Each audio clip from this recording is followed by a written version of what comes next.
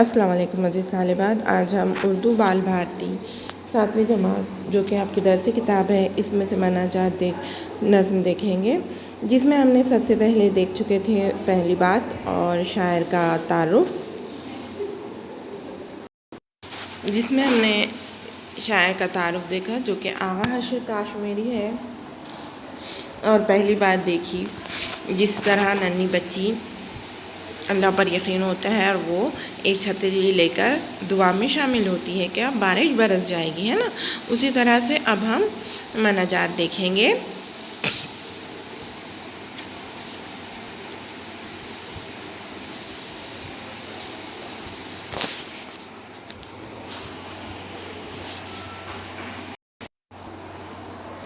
تو آئیے سنتے ہیں ان کی یہ نظم مناجات۔ آہ جاتی ہے فلک پر رحم لانے کے لیے، بادلوں ہٹ جاؤ دے دو راہ جانے کے لیے، اے دعا عرض کر عرش الہی تھام کے، اے خدا اب پھیر دے رخ گردش ایام کے، ڈھونڈتے ہیں اب مداوا سوزش غم کے لیے، کر رہے ہیں زخم دل فریاد مرہم کے لیے، آہ جاتی ہے فلک پر رحم لانے کے لیے، بادلوں ہٹ جاؤ دے دو راہ جانے کے لیے، صلح تھی کل جن سے اب وہ برسرے بیکار ہے، وقت اور تقدیر دونوں در گئے آزار ہے، رحم کر اپنے آئینے کرم کو بھول جا، ہم تجھے بھولے ہیں لیکن تو نہ ہم کو بھول جا، آہ جاتی ہے فلک پر رحم لانے کے لیے، بادلوں ہٹ جاؤ دے دو راہ جانے کے لیے،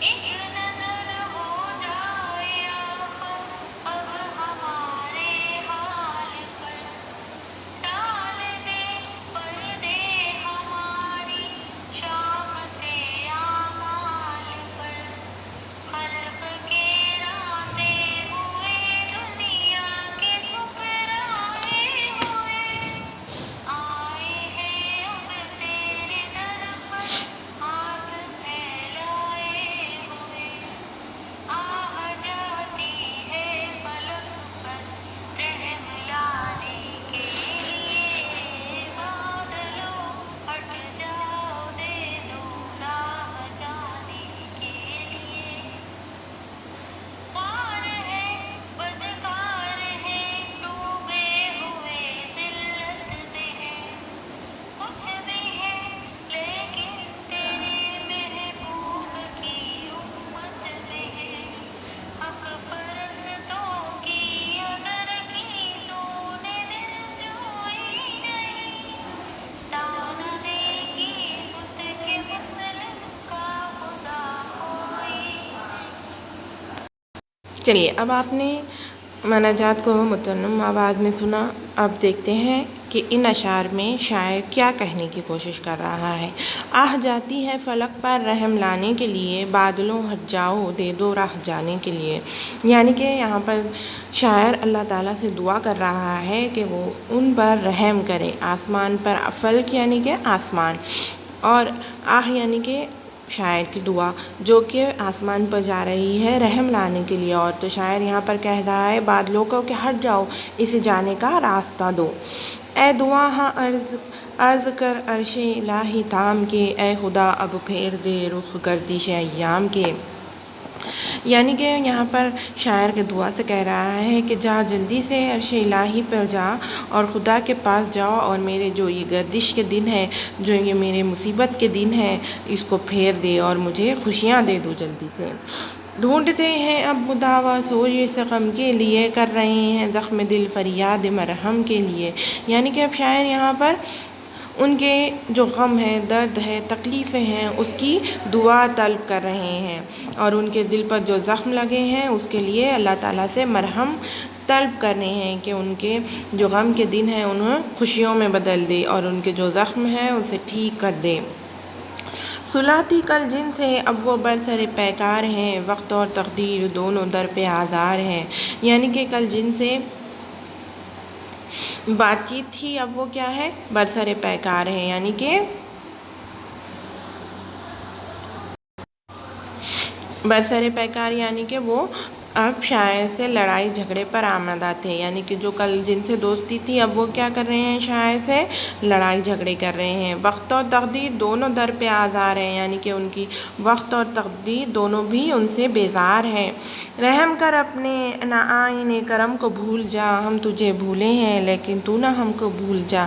یعنی کہ شاعر یہاں پر کیا کر رہا ہے، مجھ پر رحم کر، اور جو آپ کا قانون ہے، جو آپ کا آئین ہے، قانون ہے، اصول ہے، آپ اسے مت بھولیے۔ کہ اللہ تعالیٰ کا کیا اصول ہے کہ ہم کتنے بھی گناہ کرتے ہیں، کتنے بھی برے کام کرتے ہیں، لیکن اللہ تعالیٰ ہمیں معافی مانگنے پر معاف کر دیتا ہے۔ شاعر یہاں پر یہی کہہ رہا ہے کہ میں تمہیں بھول گیا ہوں، میں اللہ کو بھول گیا ہوں، لیکن اللہ تعالیٰ مجھے نہ بھول، یہ آپ کے اصول کو نہ بھولو۔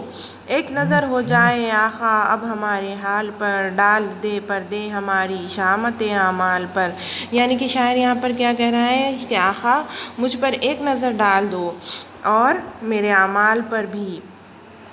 خلق کے راندے ہوئے، دنیا کے ٹھکرائے ہوئے، آئے ہیں اب تیرے در پہ ہاتھ پھیلائے ہوئے۔ یعنی کہ ہم دنیا کے کیا ہے، خلق کے راندے ہوئے ہیں، یعنی کہ پھینکے ہوئے ہیں، دنیا کے ٹھکرائے ہوئے ہیں، اب تیرے در پر کیا کرنے آئے ہیں، ہاتھ پھیلا رہے ہیں۔ خواہ بدکار ہیں، ڈوبے ہوئے ذلت میں ہیں، کچھ بھی ہے لیکن تیرے محبوب کی امت میں ہیں۔ یعنی کہ ہم لاکھ برے ہیں، بدکار ہیں، بد کام کرتے ہیں، برے کام کرتے ہیں، ذلت میں ڈوبے ہوئے ہیں، لیکن ہم کیا ہے، آپ صلی اللہ علیہ وسلم کی امتی میں سے ہیں، ہم تیرے محبوب کی امت ہے۔